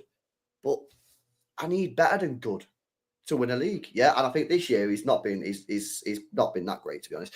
But he's also very slow. I would like to give Huzanov so fast, bro. Oh my god, he's rapid. And like now we've lost Walker, we could really use some pace in our back line. So I'd like to try out Huzanov and Gvardiol. I think that could be a really right back then, Huzanov as well, or is he? I don't really want him. Yeah, and he did it against Vinny, and he actually did quite well against Vinny. To be fair, I was like, a lot of City fans was going into that thinking, bloody hell, this could be nasty. He actually did really well against Vinny, to be honest with you. But I want to see Huzanov and Diaz at centre. You still got Akanji, you still got Ake, right? Are they staying? Yeah, but Akanji's been awful this year. Akanji needs to be 5th choice this year. Right. Ake can be 2nd choice left-sided centre-back. So you've got Gvardiol as first choice. I want Huzanov as my first choice right-sided. Diaz behind Huzanov. Ake behind Gvardiol. And then Akanji's a 5th. So that's my 5. I want 5. I need 5 centre-backs, bro. People saying in the chat Diaz has lost his pace. I think I'd lose a lot more than my pace if I had Maya Jammer as my missus, mate. I'll tell you that. So fair play, bro. He's doing good things. But no, look, real talk, I think Man City are in a position where, I don't know, I just don't think it's going to be as simple as go spend money and Man City are back. I actually need to see it pan out first. Do you know what I mean? And you know what? Since January, right? How many teams do you think we lost to since January? Well, you ended up winning more games than us in the end. I don't know. What did you lose to? 3? We lost to Arsenal, who finished above us. We lost to Liverpool, who finished above us. We lost to Forest, who at the time were above us. And I think Real Madrid. Wow. There you go then. So we only lost to 4 teams since January. Yeah. And they were all better than us at the time. We finished, since January, We were second in the form table. So what I'm saying is, if you can bring Rodri back into that, you can bring Foden back into that, Tijani Reinders, Cherky, Eight Nori, and maybe Livramento, you're telling me we can't compete for the league? No, I think you can. I don't think it's as easy as saying City are back. And when I mean City are back, I mean City are uncatchable back. Yeah, Not you're like talking about like fucking I'm domination. talking about where you've been, because that's where you want to be, right? I hear it. I will say this though: when I would have had you down to win the league if you would have got Reinders and Wirtz, and I'll tell you why. And I'm not saying that you're not going to now that you ain't got Wirtz, but for me, I would have put you clear because I think he comes in and replaces KDB, not at the level of KDB has been, but certainly in the level of what KDB has been in the last couple of years. And I think Haaland goes bang.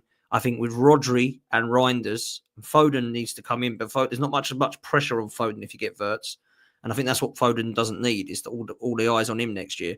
If you had Rodri, Reinders, and Wirtz, that's like the best midfield trio in the world, mate. Like that's up there with the PSG one. I think we're going to play Haaland up top, and then 3 behind him: Marmoush, Foden, Cherky. But we need Foden to be on it. If Foden's not on it, we've got problems. But if Foden is on it, and you've got Marmoush, Foden, and Cherky behind Haaland, wow. So you think Cherky will go wide? I think no, but not wide. I think he's going to play invert. I think we're going to tuck him in, and then we're going to get fullbacks again. So I think we've got Haaland up top, Marmoush play off of the left, but then he'll invert in the middle. Cherky off the right, but then invert, and then Foden directly in the middle, and then we're going to get fullbacks bombing forward. And it's like, and then you'd have Tijani Reinders, Rodri, your 2 centre backs, like just bossing it behind it. I think that's how we're going to play. But that's why you have to, and then Nori pushes forward. Whoever your right winger's going to be, your right fullback's going to be. Who's that going to be then? Maybe Livramento. You think you'll get him from Newcastle? Do you think he'll come? I don't. He should do. When you think about it, I know we always look at Newcastle now as this thing, but like, let's be real, it's Man City, isn't it? Do you know what I mean? Yeah, I don't think so, because they're going to ask 75 mil, aren't they? He's quality though, bruv. I know. I really rate him. I really rate him. 75 mil for a right back. That's a lot. Yeah, but that's what you do, bruv. You're City. That's what happens, isn't it? We also need an English player. I think we need 1 English player. So we have to full send someone. Would you take Munoz? I like him, bro. I can't lie. I think he's done mint this year. Yeah, a bit short-term option. I think he's 29, so you get him in for 3 years or whatever. But he's a decent player, man. I think he's quality, bro. Balls into the box are crazy as well. Maybe, yeah, but then you do need to go and get another English player. So where you get that guy from, I don't know. You go get there ain't really any right backs that are English coming through, is there? Really, you got Livramento's the only one I can think of, bruv. That's any good anyway. So yeah, man. Look, man, it's going to be a mad summer, bro. But I appreciate you jumping on, man. I really do appreciate everyone for the super chats as well. We've got a few more that are coming in that we're going to do to close. This one is, I'm not even going to try and say that. But Sesko's 100. What's this? Sesko's 100 plus senior goals at just 21. Has he? Right, wait a second though. Yeah, let's have a let's. Can we fact check this? Is this legit? Let's fact check this information, right? So I've got him here. Yeah, I'm fact checking this, mate. I'm sorry. No, go on. I got him at 10. Yeah. 23. 77. So that's 100. Yeah. Yeah. However, that's fake news. Oh, he's including Slovenia goals as well. Right. Well, 21 of them goals came in the Austrian second division. Yeah. So I don't know, again, if you're going to properly count them. 7 of the goals came in the OFB Cup. Whatever that is. I don't know. So he's probably a little bit glazy, but he has scored goals. He has scored goals, but it is a bit glazy, I think. You can't make out like he's some bum. No, he's not a bum. He's not a bum. No. But this is the thing. This is why people find it difficult to have this conversation, bro. Because he's obviously not a bum, yeah? Obviously not. But is he going to take you to the title? I don't think so. Is he good enough? We've got Haaland, bro. Liverpool got Salah. Well, they're trying to compare him to Haaland. Did you hear this? Oh, no. What did he do? In terms Liverpool fans did this with Núñez. United fans did it with Højlund. I'd swerve this. Whereas in terms of the age of them both. They're saying the profile's similar, but Haaland was smashing it at Salzburg and Dortmund. Sesko's doing okay at Leipzig, so I ain't hearing it personally, bro. This one comes in from KK. Says Frimpong, Wirtz, Gyokeres, striker, centre back, Liverpool serious. Yeah, this worries me, bro. I can't lie. Should do. It should worry you. I'm fucking worried. The best thing we can hope for is Salah falls off or Van Dijk falls off. That's what we need. Well, we need both of them too now. We need Salah to fall off. If Salah can drop his level by 25%, yeah, which could happen, you know what I mean? He's in his 30s, and we all know that. We've all seen it with players at our own clubs. Like, at some point, it'll just end. It'll just be finished. It happens to all the players, man, in the 30s. Yeah, it happened to Yaya Toure.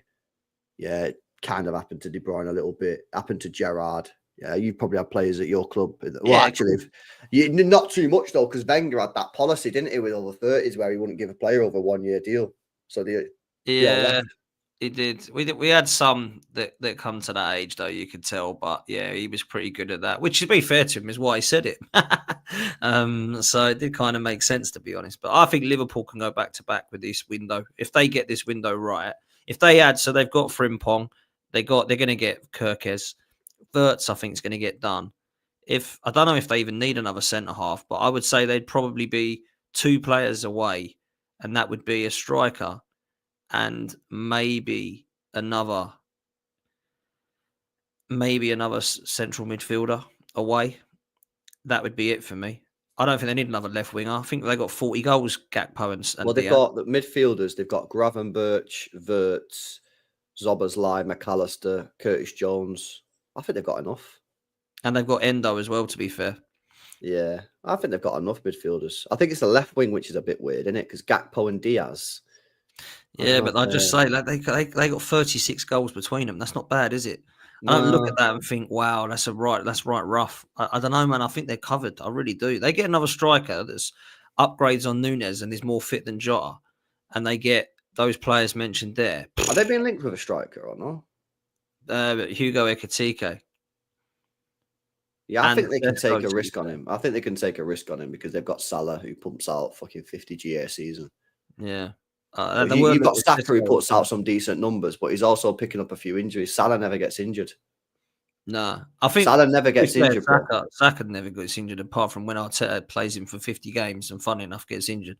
But I will say, I think Saka, if we get a striker and a left winger like you're suggesting, I want to see what happens with Saka and Ødegaard, because I think they'll be brilliant. If they're the right 2 signings, by the way. A left winger, like you imagine Rodrygo and Gyokeres walks into Arsenal, and we've got a front 4 of Gyokeres, Saka, Ødegaard and Rodrygo, with Rice and Zubimendi. Like, fucking hell. Like, that is serious, isn't it? Do you know what I mean? That is serious. And then you won't win the league, and then more excuses. More excuses will be given. Well, if we don't, bro. But this is what I want, LB. This is why I want a window like that, so that we know what the problem is, isn't it? None of this I'll give Arteta more players. You don't want to have any reasons to have any excuses in it. You want to get to the end of next season, and if you don't win the league, you're coming on here and you're speaking to Arsenal fans and say, "Go on, then. What was the reason why we didn't win it this year?" And then they come up with some bullshit excuse. Well, I don't know if you've met a gal, but he definitely will. That is for sure. Big up to a gal every time. Regular last 2. He is really, really, really loving Semenyo. He says goal creating actions now.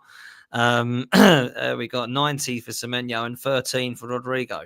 13 for Semenyo and 9 for Rodrygo.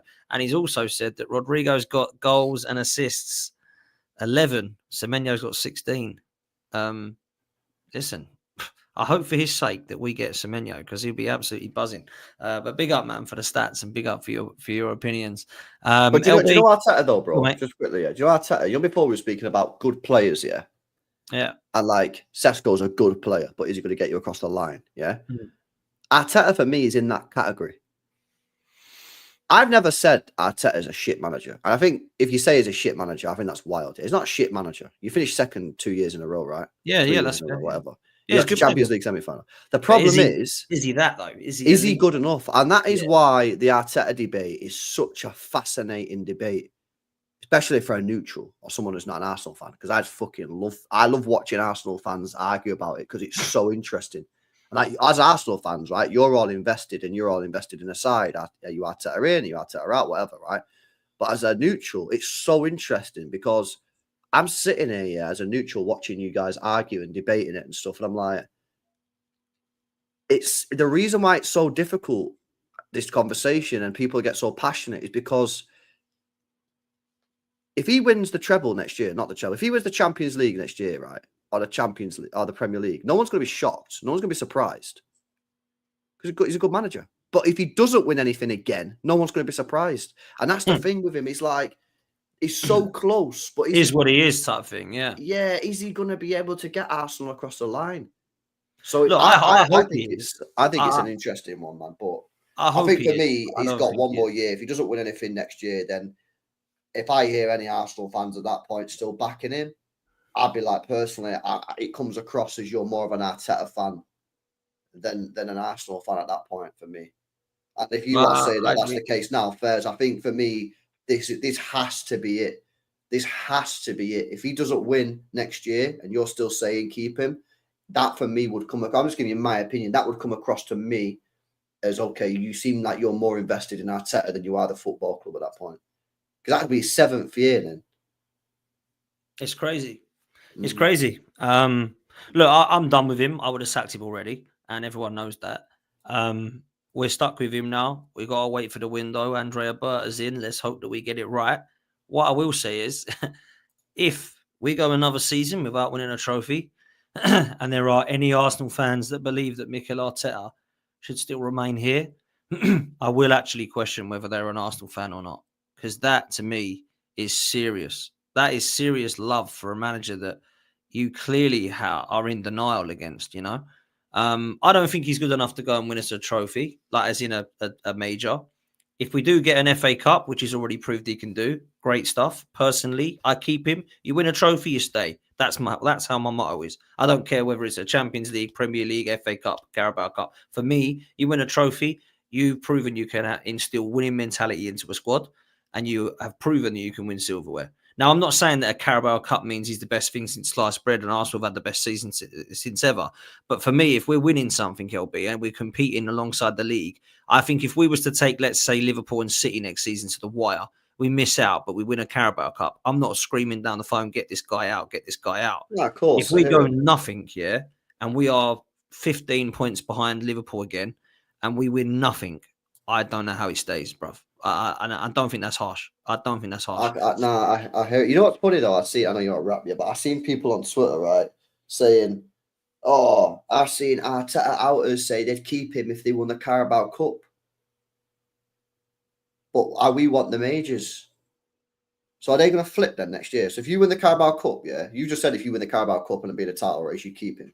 Yeah, they're talking about me. They don't might as well just say my name and Lee's name and all these people's names. No, I know they do. Yeah. But I've seen people tweet, Arsenal fans, because it comes up on the For You page on Twitter. These Arteta outers said they'd keep him if he wins a Carabao Cup, but we want the majors. So are they saying then that next year, if they don't win anything, if they say next year if he wins a Carabao Cup but not the league, are they going to be Arteta out while you guys are Arteta in? So I've got a gal telling me that if he doesn't win the Premier League or the Champions League, then he needs to be sacked. So if he wins the FA Cup or the Carabao Cup next season, I'm going to ask him, why is he Arteta out? And if he says no now, he's going to flip again. Because he said last season, if Arne Slot finishes above him, he got to go. He'll flip and he's flipped again. These people move the goalposts because they're so... The thing is, and I get... It's kind of cute in a way, right? In a weird way. They're so obsessed with us winning the league under this manager, with a young team and a young process and a young manager and a guy that's still there. They're so obsessed. They cannot think of anything other than life with Arteta. They're so scared of what that might be. Yeah, you know the impression I get here, right? And this will sound patronising, but not to you because you obviously you're on his side. But like, it feels as if they want a Leicester story. But this is fucking Arsenal. The third most successful club in the country.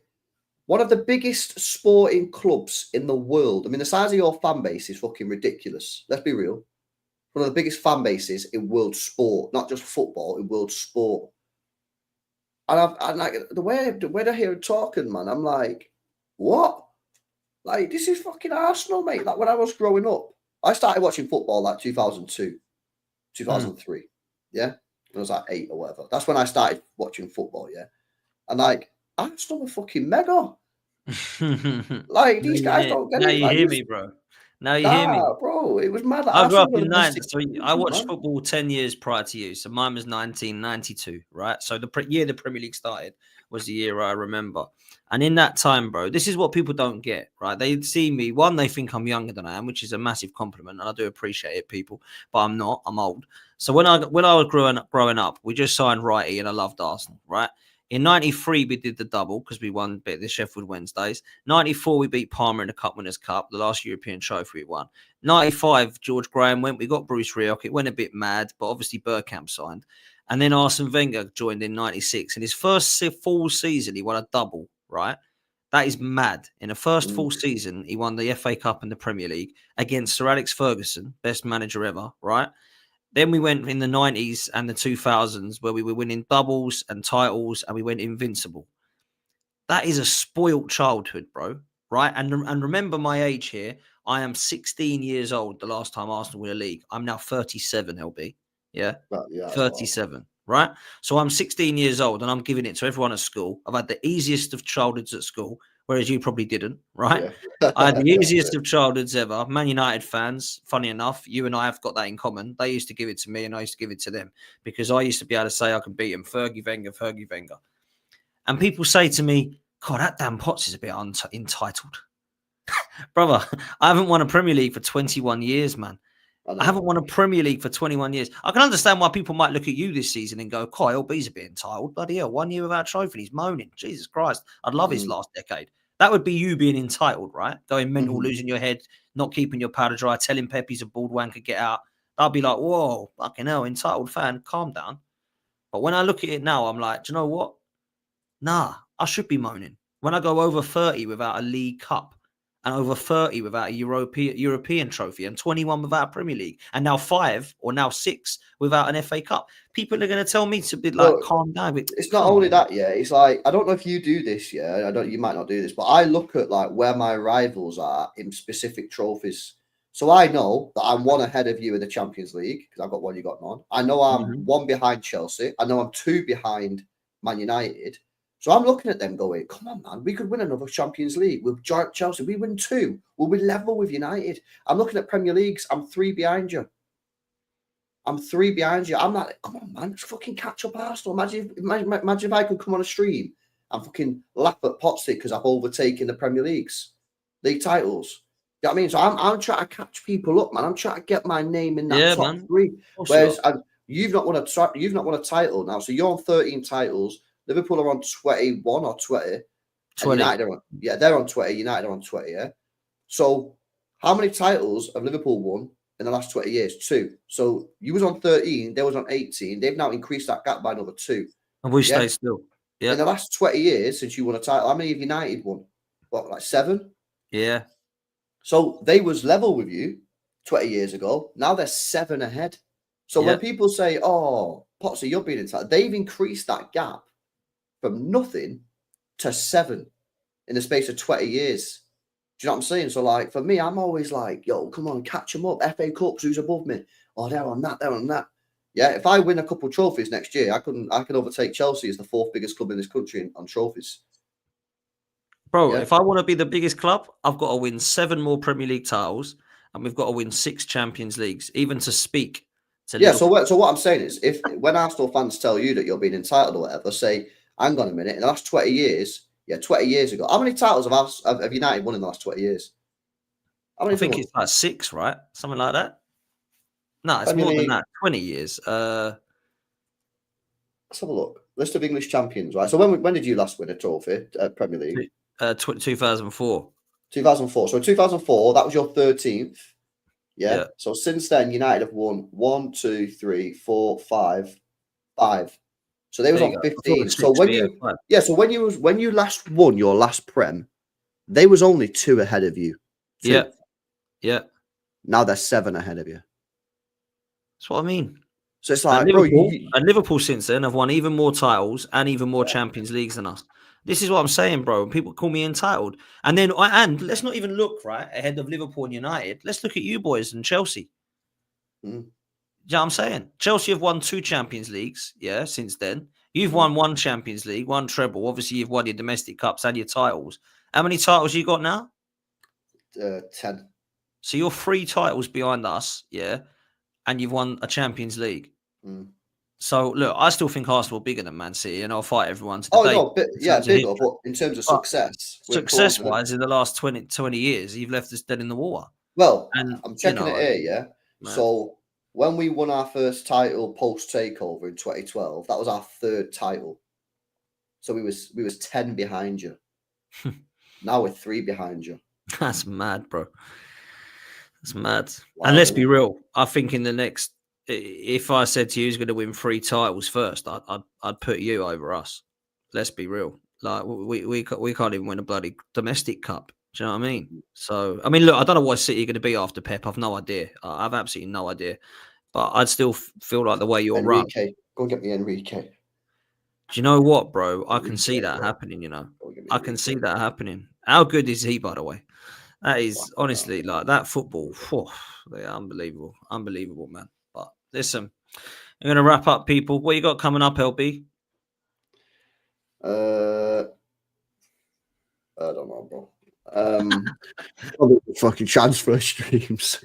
It's transfers tomorrow. You know what I'm saying? And then we're in the Club World Cup, which starts in I think it starts in 14 days. So yeah, because it shuts, doesn't it? The window.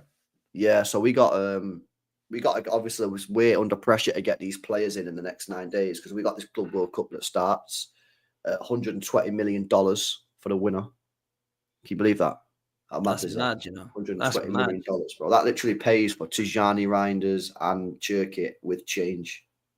You think you'll win it? It's difficult. It's more difficult than last time. I don't know, you know. We've got a chance, I think. We need signings. If we don't make these signings, then no. But if we get Tijani Reinders, Cherkit, maybe Aït-Nouri, we've got a chance. But I think everyone's taking it seriously. There's too much on the line not to take it seriously. Some City fans are not asked about it, but like the club are going to take it serious, mate. $120 million if you win it. Are you mad? It's only 7 games. That's mad, isn't it? That is mad, bruv. Yeah, it's crazy. Well, look, good luck with that. Make sure you're following It's LB, people. And you'll see me and LB a lot on this channel, a lot on the terrace together on his channel as well. So make sure you're following him. Make sure you are smashing the like and subscribe, people. We're heading towards 50k, which is mad. What likes we got on this one, man? We've not even got 600 likes, and there's been well over just under 2,000 of you the whole stream. So we should easily have 1,000 likes on this. So let's get it to 1,000 likes. Big up to Wolfie. Give it up on Morgan Gibbs White, LB. I don't know, bro. I don't know what's going on there. I actually think we need him, to be honest with you. I think we're light. But if you get Cherky and Reinders, I don't know that you do, mate. If I'm honest, I think we do. I think we need one more. Give me one more. That's City for you, people. Greedy. That's what they are. But anyway, we're gonna get out of here. We're gonna send you over to Flawless Sarcasm City TV. Go say Dan Potts and LB Raid. Go show him some love, man. He's been quality. And yeah, enjoy yourselves. Enjoy the week. Hopefully the sun stays out a bit and we can enjoy the summer now the season's over. Big up to everyone. We're out of here. Laters.